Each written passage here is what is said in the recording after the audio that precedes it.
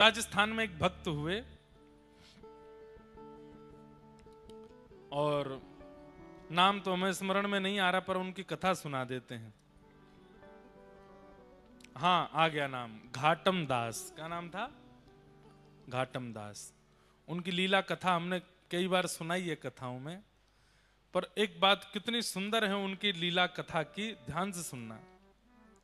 तो राजस्थान में जयपुर के पास में आमेर एक जगह है, वहीं आसपास ही घाटम दास जी रहते थे। और आप पुश्तैनी चोर थे। कौन थे? पुश्तैनी चोर। पुश्तैनी चोर समझते हैं? अच्छा, हमें पहले ऐसा लगता था कि ऊंझा राजस्थान के इतना पास है, यहां पर गुजराती कम बोलते होंगे लोग लेकिन हमको कल पता चला, बोले महाराज जी यहां तो कोर गुजराती बोलती है, यहां तो सबसे ज्यादा गुजरात, और जो बोले एक प्रकार से मूल गुजरात, बोले उत्तर गुजरात है। यहां का प्रभाव उदयपुर तक है। उदयपुर तक भी थोड़ी थोड़ी गुजराती भाषा बोल लेते हैं लोग, समझ लेते हैं। बोले इसलिए यहां तो खूब धुआंधार गुजराती और बोलती है तो ऐसे गुजरात में हम आए हैं। तो घाटम दास जी पुश्तैनी चोर थे, मतलब पारिवारिक चोर। इनके दादा भी चोर थे, इनके परदादा भी चोर थे, इनके पिताजी भी चोर थे, इनके 5 पीढ़ियों से चोर थे। तो घाटम दास जी रोज रात्रि में बैठ जाते थे और अपने पुत्र को भी साथ में लेके जाते थे, छोटे से, उसको भी सिखाना है चोरी कैसे होती है। तो आज कोई व्यापारी तो निकला नहीं, एक महात्मा निकले वहां से। तो अंधेरे के कारण घाटम दास जी को पता नहीं चला, इन्होंने तुरंत जाला फेंक करके महात्मा जी को बस में कर लिया, कब्जे में कर लिए। बाद में जब दिया जला के देखा तो महात्मा थे, तुरंत वो हटाया जिससे पकड़ते थे। बोले महाराज जी क्षमा कर दो। तो महात्मा जी बोले भाई ये सब क्यों करते हो तुम? बोले ये तो हमारा पुश्तैनी काम है, हमारे रोम रोम में, हमारे रग रग में चोरी है, क्योंकि हमारी 8 पीढ़ियां निकल गई। हम लोग जाने ही इसी के लिए जाते हैं, हम चोरी करते हैं, ये हमारा पेशा है, यही हमारा काम है। अगर कोई हमको दान पुण्य करके कुछ दे जाता है तो हमारे घर में भोजन जब बनता है तो उसमें स्वाद नहीं रहता, चोरी के भोजन में ही स्वाद आता है। चोरी का कपड़ा ही हम पहनते हैं, अगर बिना चोरी का कपड़ा पहन ले तो कपड़ा फट जाता है। हमारे यहां तो पुश्तैनी चोरी होती है। बोले चोरी तो हम नहीं छोड़ सकते, लेकिन महाराज जी आज आप हमें मिले हैं, संत कृपा हुई है, कुछ आप आज्ञा कर दीजिए चोरी छोड़ने के अलावा। चोरी नहीं छोड़ पाएंगे, और कोई आज्ञा आप कर दो। तो संत बोले अच्छा ठीक है, तो हम वैसे तो एक ही आज्ञा कर दे कि चोरी छोड़ दो, पर चोरी छोड़ दो ये आज्ञा नहीं कर सकते, इसके बदले 3 आज्ञा करेंगे। बोले हाँ मंजूर है, आज्ञा करो आप। बोले पहली आज्ञा, सदा सत्य बोलना, चोरी करना पर सत्य बोलना। ठीक है। दूसरी आज्ञा, जो भी चोरी करके लाओ उससे थोड़ा अंश संतों की सेवा में लगाना, संत सेवा करना, साधु संतों की सेवा करना। और जो भी खाओ उसे पहले भगवान को अर्पण करना, भगवान की आरती दर्शन करना, मंदिर में जब भी कहीं मंदिर दिख जाए रुक करके प्रणाम करना। 3 आज्ञा कौन कौन सी? पहली आज्ञा सदा सत्य बोलना, दूसरा संत महात्माओं की सेवा करना, और इसी दूसरी आज्ञा में ही था कि ठाकुर जी को निवेदित करके पाना, जो भी पाओ भोग लगा के पाना। और तीसरा, कभी भी मंदिर दिखे, कोई स्थान ऐसा देव स्थान दिखे तो रुक करके प्रणाम करना, जो आज्ञा। ये 3 काम तो मैं कर लूंगा। वो ठीक है। अब धीरे धीरे घाटम दास जी चोरी में निपुण होते गए। संत कृपा से उनकी इतनी बढ़िया बढ़िया चोरी होने लगी, खूब धन हो गया उन पे। अब वो तो महाराज गुरुजी के आश्रम में जाते, भंडारा कराते, गुरुजी का आश्रम भी बनवा दिया, सब कुछ कर दिया उन्होंने। लेकिन एक दिन उनके मन में आ गया, बताइए गुरुजी की कृपा से मुझे सब कुछ प्राप्त हो गया, आज तक मैं पकड़ा भी नहीं गया, पर गुरुजी की जो प्रथम आज्ञा थी सबसे पहली आज्ञा जिसके लिए मैंने मना किया वही मैंने मना कर दिया कि मुझे मत आज्ञा करो, क्यों ना मैं चोरी छोड़ दूं। उनके मन में भाव आया कि अब मैं चोरी छोड़ देता हूं। धीरे धीरे उन्होंने चोरी छोड़ दी, लेकिन बेटे से कहा तू करता रहे, मैं छोड़ देता हूं। गुरु जी के यहां वार्षिक उत्सव होता था गुरु पूर्णिमा का। इस बार घाटम दास जी बोले कि अब इतना धन धान्य, बेटा इतना निपुण नहीं है, ज्यादा धन है नहीं घर में, गुरु जी के यहां कुछ लेकर के जाना है।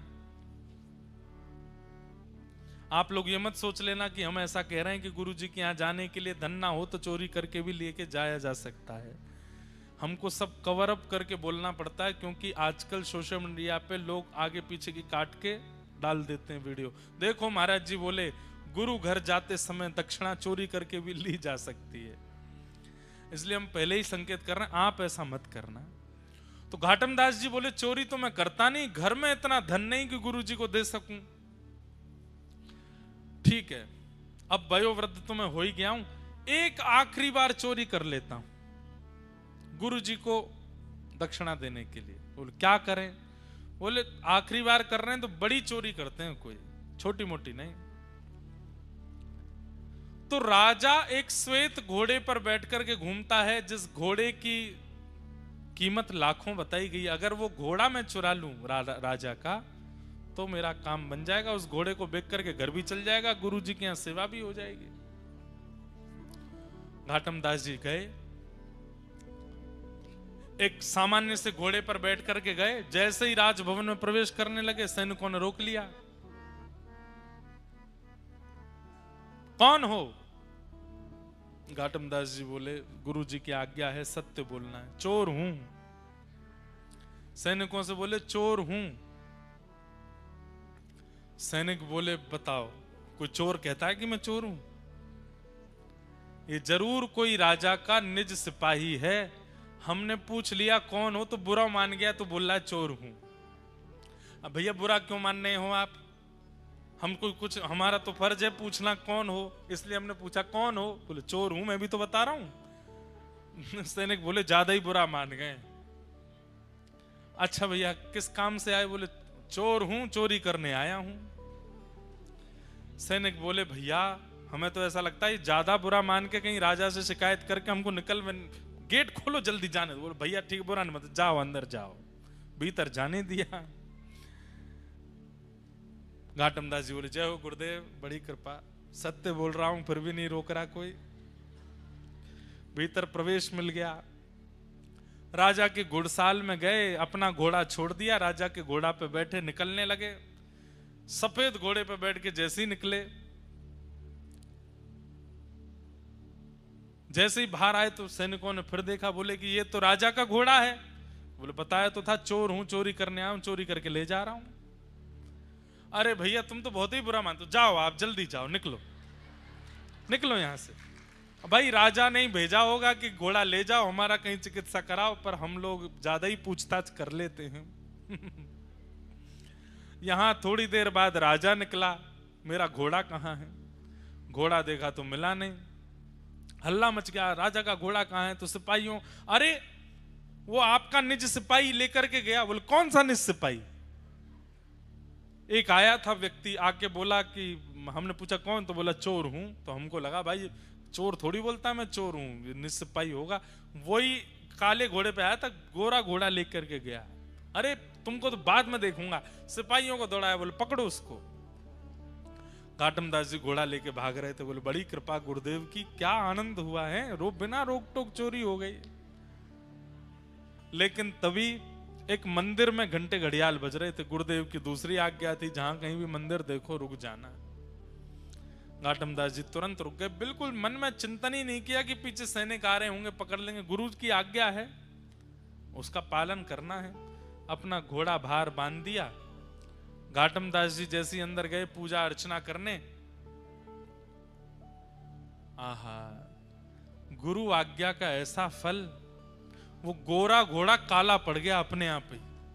और यहां सैनिक आए, सैनिक देख करके एक बार तो आगे भग गए, फिर देखा, बोले कि ये घोड़े की कद, काठी, मुखमंडल तो वैसा ही है, लेकिन ये काला कैसे हो गया? बोले चोर हूं, चोरी करने आया हूं। अरे तुमको तो बाद में देखूंगा। सिपाहियों को दौड़ाया, बोले पकड़ो उसको। घाटम दास जी घोड़ा लेके भाग रहे थे। बोले बड़ी कृपा गुरुदेव की, क्या आनंद हुआ है, बिना रोक टोक चोरी हो गई। लेकिन तभी एक मंदिर में घंटे घड़ियाल बज रहे थे। गुरुदेव की दूसरी आज्ञा थी, जहां कहीं भी मंदिर देखो रुक जाना। घाटम दास जी तुरंत रुक गए, बिल्कुल मन में चिंतन ही नहीं किया कि पीछे सैनिक आ रहे होंगे पकड़ लेंगे। गुरु की आज्ञा है, उसका पालन करना है। अपना घोड़ा बाहर बांध दिया। अंदर देखा तो घाटम दास जी परिक्रमा कर रहे थे मंदिर की। बोले यही तो है वो चोर। पकड़ लिया सैनिकों ने। बोले तुम ही आए थे राजभवन में? बोले हाँ जी। क्या करने आए थे? बोले मैंने बताया तो था, चोरी करने आया था। राजा का घोड़ा चोरी करके भागा। अच्छा, रुक क्यों गए? बोले गुरुदेव की आज्ञा थी, मंदिर कहीं भी देखो तो प्रणाम करना, इसलिए प्रणाम करने रुक गया। अच्छा सब चीज छोड़ो, ये वही घोड़ा है जो तुमने चोरी किया? बोले हाँ ये वही है। ये काला कैसे हो गया? बोले ये मुझे नहीं पता काला कैसे हो, मैंने तो गोरा घोड़ा ही चुराया था, काला कैसे बना ये मुझे नहीं पता। गुरु आज्ञा का ऐसा फल कि ठाकुर जी ने घोड़ा काला कर दिया। पकड़ करके राजा के सामने ले गए। घोड़े को देख करके राजा भी आश्चर्यचकित, ये घोड़ा तो वही है पर काला कैसे हुआ?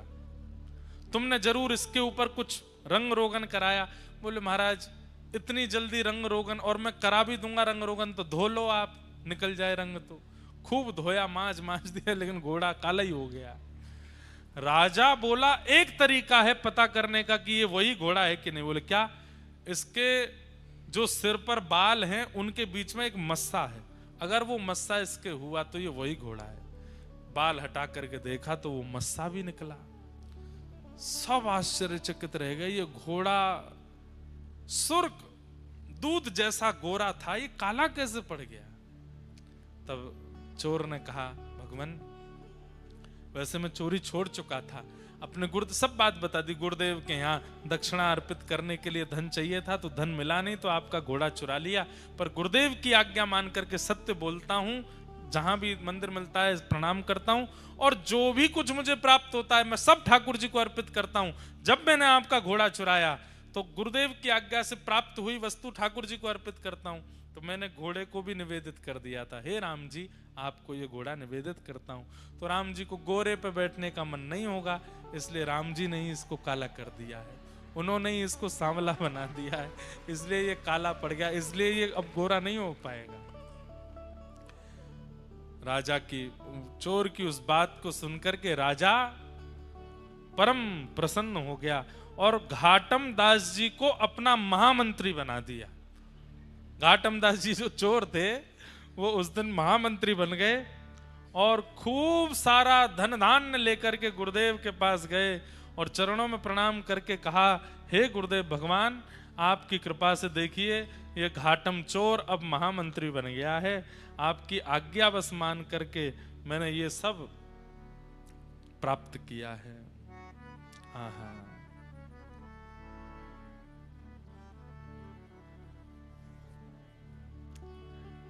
घाटम दास जी ने कई पद भी गाए। फिर उसके बाद जब महामंत्री कुछ दिन उस पद पर रहे और फिर उसके बाद उन्होंने महामंत्री का पद भी छोड़ दिया। बोले ठाकुर जी ने मुझे सब कुछ दे दिया, गुरुदेव ने सब कुछ दे दिया, अब मैं ठाकुर जी को क्या निवेदित करूं? तो लिखना शुरू किया, पद बना बना करके ठाकुर जी को निवेदित करने लगे।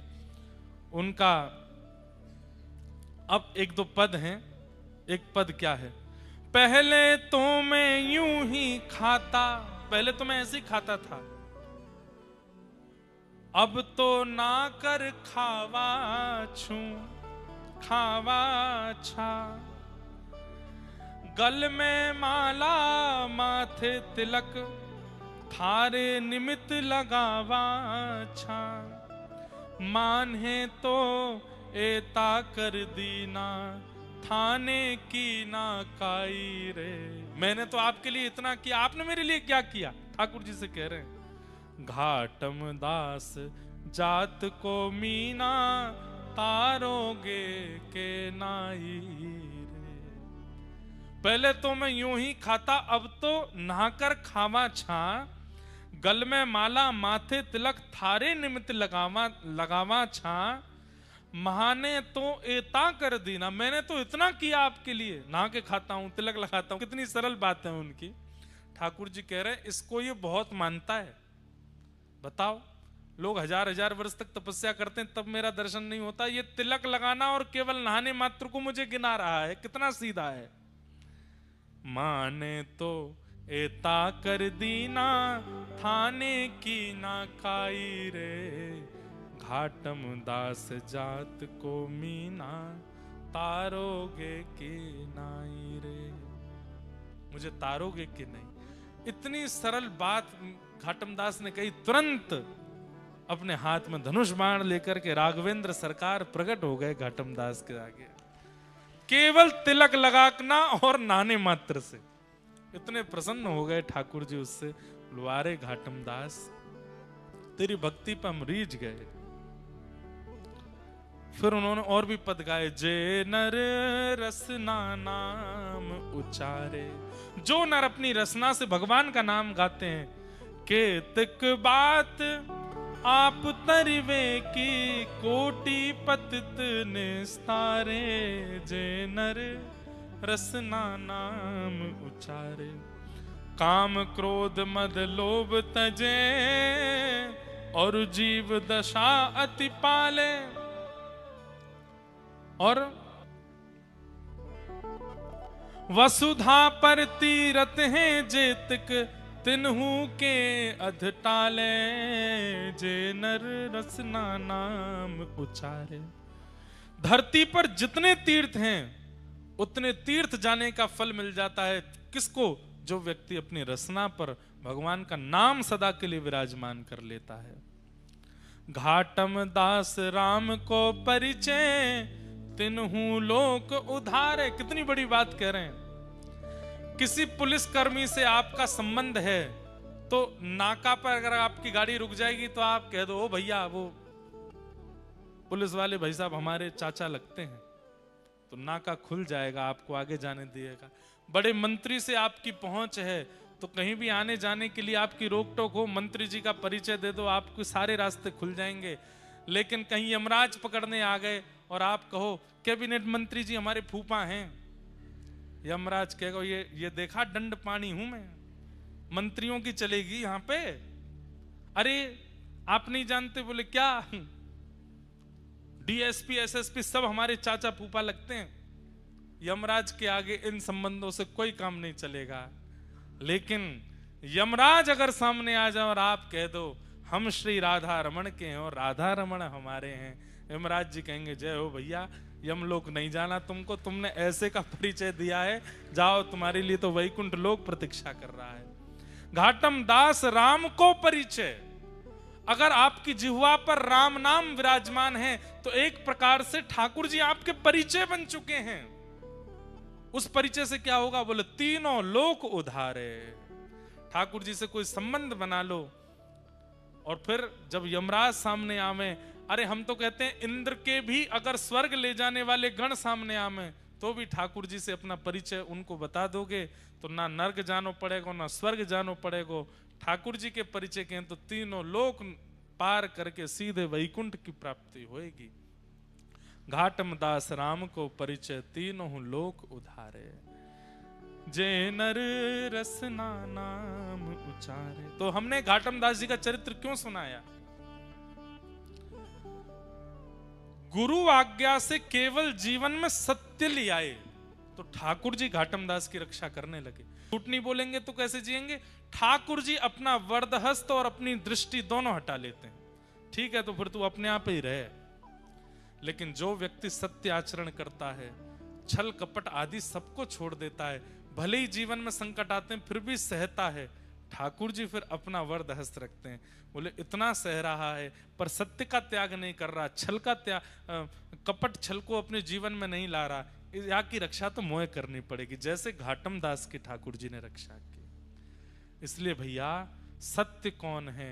ठाकुर जी का प्रथम स्वरूप है और यहाँ पर वेदव्यास जी ने उसी सत्य को वंदन किया। सत्यम परम धीमहि।